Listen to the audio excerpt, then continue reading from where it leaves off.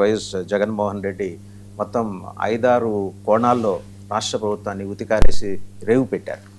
చాలా అంశాలు ఆయన స్పర్శించారు అండ్ ప్రభుత్వాన్ని గట్టిగా నిలదీశారు. క్రాంతికుమార్ మరణానికి సంబంధించి ఆయన కీలక వ్యాఖ్యలు చేశారు. వారి కుటుంబ సభ్యుల్ని ఈరోజు ఆయన పరామర్శించున్నారు కూడా. అండ్ హే రామ్ సేవాంధ్ర అంటూ ఆయన చేసిన కామెంట్ ప్రస్తుతం వైరల్ అవుతోంది సోషల్ మీడియాలో.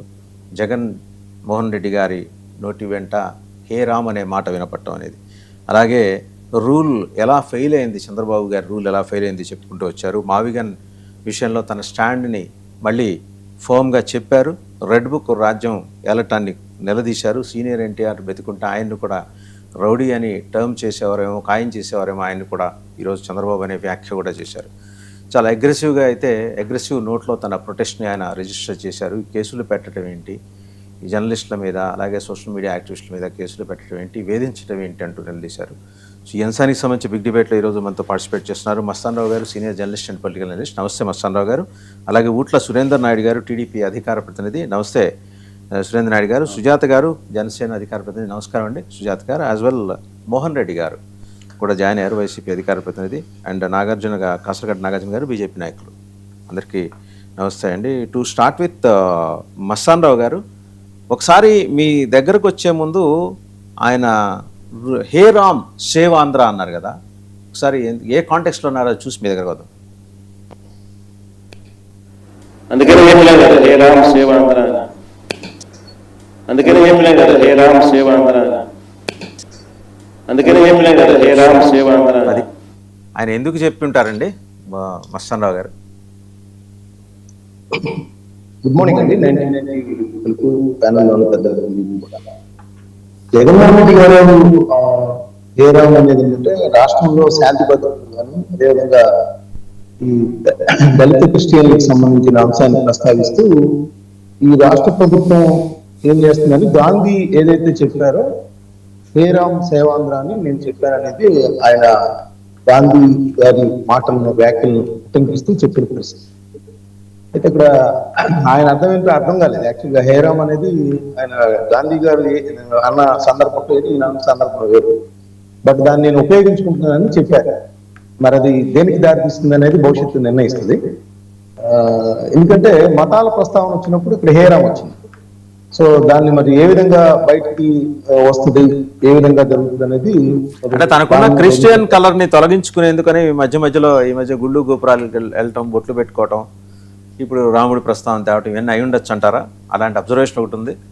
అది కూడా ఉందండి. యాక్చువల్గా జగన్మోహన్ రెడ్డి గారు దానికి సంబంధించి ఎప్పుడు కూడా ప్రత్యర్థుల నుంచి విమర్శలు ఎదుర్కొంటూ ఉంటారు రాజకీయ పార్టీ. ఏంటంటే ఆయన క్రిస్టియన్లను ప్రకటిస్తారు, తర్వాత మేము రాజ్యాంగబద్ధమైన ముఖ్యమంత్రి లాంటి పదవుల్లో ఉంటాం కాబట్టి అన్ని మతాలు మాకు సమానమే అనే ఒక దీన్ని తీసుకొచ్చేందుకు ఆయన గుళ్ళకి వెళ్తుంటారు. ఈ మధ్య కడపలో అయితే కొన్ని ఆయనే ప్రతిష్టాపన కార్యక్రమాల్లో కూడా పాల్గొన్నారు. సో అక్కడ సాంప్రదాయాలు అనుసరించే విషయంలో కూడా తెలుగుదేశం పార్టీ తప్పుపట్టడం, విమర్శించడం కూడా మనం చూసాం. ఎప్పుడు కూడా టార్గెట్ చేస్తూ ఉంటారు. జగన్ గారు ఏ చిన్న తప్పు జరిగినా, లేకపోతే దంపతులు వెళ్ళి పాల్గొనలేదు, హిందూ మతంలో దంపతులకి ప్రాధాన్యత ఉంటుంది అనేది ఇవన్నీ కూడా తెలుగుదేశం పార్టీ సోషల్ మీడియా కావచ్చు, వాళ్ళు బహిరంగంగానే మంత్రులు కావచ్చు, వాళ్ళు విమర్శిస్తున్న పరిస్థితి కూడా మనం చూడటం. సో సార్, నిన్న మీకు ఓపెనింగ్ రిమార్క్లు చెప్పినట్టు నిన్న జగన్మోహన్ రెడ్డి గారు అనేక అంశాలు, ఒకటి లా అండ్ ఆర్డర్ కావచ్చు, లాకప్ డెత్లు కావచ్చు, పోలీసుల దౌర్జన్యాలు అంటూ ఆయన ఎన్టీ రామారావు గారిని కూడా రౌడీగా చేసే అవకాశాలు ఉండేవి, నిజంగా బతుకుంటే అనేది ఆయన ప్రస్తావించారు. రైతులకు సంబంధించి, అదేవిధంగా రాజధానికి సంబంధించి, అమరావతిలో అవినీతికి సంబంధించి, రాజధానిలో వాళ్ళ పార్టీ స్టాండ్ మార్చుకున్న పరిస్థితి గురించి ఇవన్నీ కూడా ఆయన నిన్న చాలా అగ్రెసివ్ గా మీరు అన్నట్టు వెళ్ళిన పరిస్థితి ఉంది.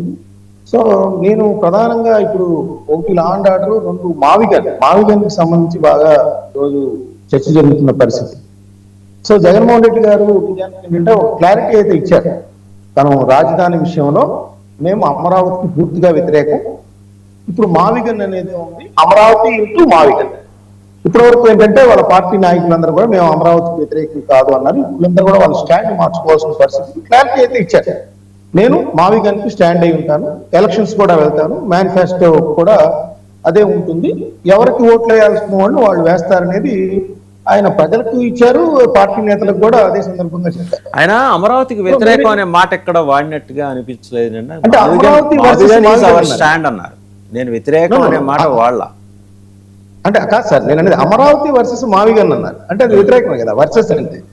ఆయన మీరు మనం స్పష్టంగా చూస్తే దాన్ని ప్రజాక్షేత్రంలో పెడదాము, దేనికి ఎక్కువ ఓటింగ్ ఉందో అప్పుడే తేలిపోతుంది కదా అనే పద్ధతిలో వాడారు. మరి దానికి వ్యతిరేకం అయితేనే కదా ఓటు వేసేది. అమరావతి వ్యతిరేకం అయితే మీరు మావిగన్కి వేయండి, మావిగన్కి ఓకే అయితే మావిగన్కి వేయండి, లేకపోతే మావిగన్కి వ్యతిరేకం అయితే అమరావతికి వేయండి అనేది ఆయన ఉద్దేశం. నేను అనేది ఆ ఉద్దేశం, ఆ కాంటెస్ట్ లో చెప్పాను. అమరావతికి వ్యతిరేకం అనేది అమరావతి మావిగన్ తెలుసుకుంటే ప్రజలకు ఆయన చెప్పిన పరిస్థితి కూడా ఉంది. రైట్, ఒకసారి ఆ బయట చూస్తామండి. ఆయన మావిగన్ గురించి ఏమన్నారు చూసి సుజాత గారి దగ్గర కన్నా మళ్ళీ మీ దగ్గరికి వస్తాను. మావిగన్ గురించి ఒకసారి ఆయన మాట్లాడింది.